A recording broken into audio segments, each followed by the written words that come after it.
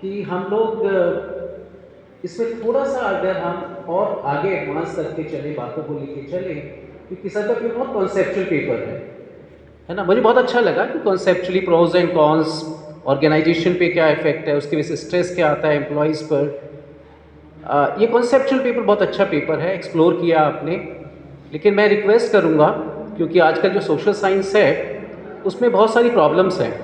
Problem ये है कि वो साइंटिफिक नहीं है, सिस्टमैटिक नहीं है। अगर हम प्योर साइंस की बात करें, वो सिस्टमैटिक भी है और साइंटिफिक भी है। हम और आप कोशिश कर रहे हैं कि जो साइंस में रिसर्च होता है, उसी तरह का रिसर्च सोशल साइंस में भी हो। और उसके भी जो आउटकम हैं, जैसे सर ने कहा कि जब हम वेस्ट को देखते हैं, स्कोपस को देखते हैं, तो उनके अपने एक पैटर्न है। हमारा इंडिजीनियस कोई रिसर्च नहीं है सच। इंडिजीनियस हमारा कोई आउटकम नहीं है जिस पे हम प्राउड फील कर सकें। हाँ, तो वो तभी हो पाएगा कि जिस तरह साइंस में रिसर्च होता है, उसी तरह सोशल साइंस में भी हम रिसर्च करें, और रिसर्च के लिए हमें एक सिस्टमैटिक रिसर्च मेथोलॉजी अडॉप्ट करनी पड़ेगी। उसमें या तो कोई आप इंटरवेंशन लेकर आए, इंटरवेंशन के साथ साथ उसमें आप देखें कि इस इंटरवेंशन की वजह से क्या स्ट्रेस कम हुआ या ज़्यादा हुआ। हम कॉन्सेप्चुअली सारी चीज़ों को लेके चलेंगे तो ये चीज़ें अवेलेबल हैं। हाँ, ये चीज़ें हमें आइडिया भी होता है, जनरल आप पता भी करोगे तो ये चीज़ें होती हैं। अगर किसी कॉन्टेक्स्ट में अगर आप हम देखें, किसी ऑर्गेनाइजेशन में देखें, या आप अपने टीचर्स जो हैं हमारी इस यूनिवर्सिटी के, उनके ऊपर हम देखें कि ये एक इंटरवेंशन है, ये स्कीम है, इसका इम्पैक्ट स्ट्रेस लेवल पर, उनका जो स्ट्रेस है उस पर कितना हुआ, उस लेवल पे अगर हम इंटरवेंशन लेके चलें, या किसी नए फेनोमेना को डिस्क्राइब करें कि ये एक नया फेनोमेना है जो over the, for example Covid के बाद दो फेनोमेना आए, एक है मूनलाइट, एक है क्वाइट क्विटिंग।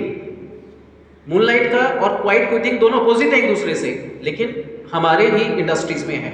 मूनलाइट का मतलब हुआ कि बहुत सारे लोगों ने, जैसे मैं था, अपने कॉलेज में तो पढ़ा रहा हूँ ऑनलाइन, लेकिन मैंने दूसरे कॉलेज में ही पढ़ाना शुरू कर दिया इवनिंग में ऑनलाइन। अगर ये ऑर्गेनाइजेशन कॉर्पोरेट में होगा तो क्या नुकसान होगा? आपके जो सीक्रेट हैं कंपनी के, वो दूसरे कॉम्पिटिटर को भी पता चल जाएंगे, क्योंकि आप एक कंपनी में तो काम कर रहे हैं, बी कंपनी में भी काम करना शुरू कर दिया आपने। हाँ, तो ये मूनलाइट हुआ, ये कॉन्सेप्ट एक आया। लेकिन इसके कॉन्ट्रेरी एक कॉन्सेप्ट और आया, क्वाइट क्विटिंग। देखा गया कि कोविड के बाद बहुत सारे लोग काम ही नहीं करना चाहते थे पूरे वर्ल्ड में, आलसी हो गए थे, लेजी हो गए थे। अब जहां काम करते थे उनका मन नहीं लगता था, तो उन्होंने क्या किया, क्वाइट का मतलब शांत, धीरे धीरे, क्विट का मतलब छोड़ना शुरू किया, कम काम करना शुरू किया। तो दो नए फेनोमेना आए।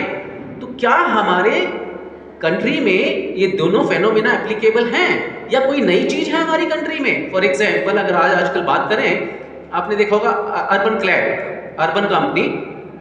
पहले हम ब्यूटी पार्लर में जाते थे, अब ब्यूटी पार्लर वाले आपके घर पे आ जाते हैं, है ना, जिसे गिग वर्कर्स कहते हैं। ये लोग कौन थे? 16,000 वर्कर्स हैं, लेडीज हैं। इन लोगों ने क्या किया कि ये कंपनी ज्वाइन की। क्यों? क्योंकि वो फ्रीलांसर थे, जब फ्री होते थे तभी काम करेंगे, नहीं तो नहीं करेंगे। अभी कंपनी ने क्या किया, एक फीचर दे दिया उनके मोबाइल में कि आप जब भी ऑर्डर आएगा उसको डिनाई नहीं करोगे आप। अब 16,000 वुमेन प्रोटेस्ट कर रही हैं इसके अगेंस्ट।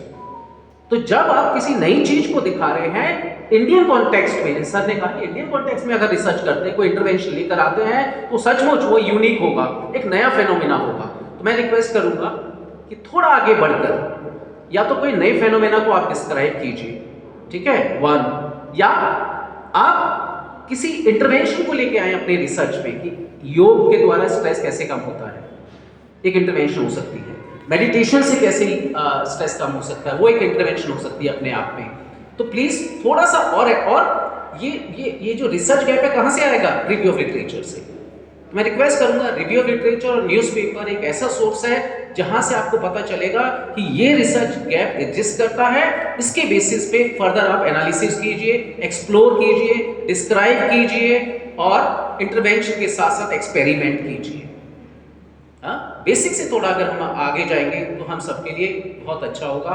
और सर के साथ तो मैं सपोर्ट कर ही रहा हूँ, जो सर ने हम सबसे बातें की, पूरे वर्ल्ड लेवल पे की, इंडिजीनियस लेवल पे की, कि हमारा कंट्रीब्यूशन क्या हो सकता है समाज के प्रति, वो यूनिक प्रॉब्लम्स क्या हो सकती है, यूनिक सोल्यूशन क्या हो सकते हैं। क्योंकि सेम प्रॉब्लम लेकर आते हैं, प्रॉब्लम सब जगह सेम होती है, फूड, शेल्टर, क्लोथ सब जगह सेम है, पेन हर जगह सेम है, स्ट्रेस हर जगह सेम है कॉन्सेप्चुअली, लेकिन वो अलग अलग वेरिएबल्स होते हैं जिनकी वजह से वो हमारी लाइफ में आते हैं। तो उनका यूनिक सोल्यूशन हम क्या ऑफर कर सकते हैं? अगर वो हम ऑफर कर सकते हैं तो सचमुच as a researcher, as a scholar, as a teacher, वो सचमुच हमारा यूनिक कंट्रीब्यूशन होगा सोसाइटी को, समाज को और हमारी कंट्री को। मुझे लगता है आने वाले टाइम में हमारे पास और भी पेपर आएंगे और मैं स्पेशली स्टूडेंट से रिक्वेस्ट करूंगा, जो भी मास्टर डिग्री के स्टूडेंट हैं वो भी अपना कंट्रीब्यूशन दें। नेक्स्ट टाइम जब भी यहाँ कॉन्फ्रेंस सेमिनार हो यहाँ आए।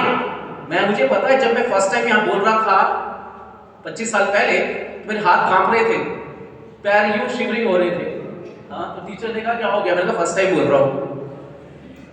और धीरे धीरे वो कॉन्फिडेंस, अब कहा जाता है कि जो नॉलेज है वो साइंस है, लेकिन जो डिलीवरी है आपकी वो आर्ट है।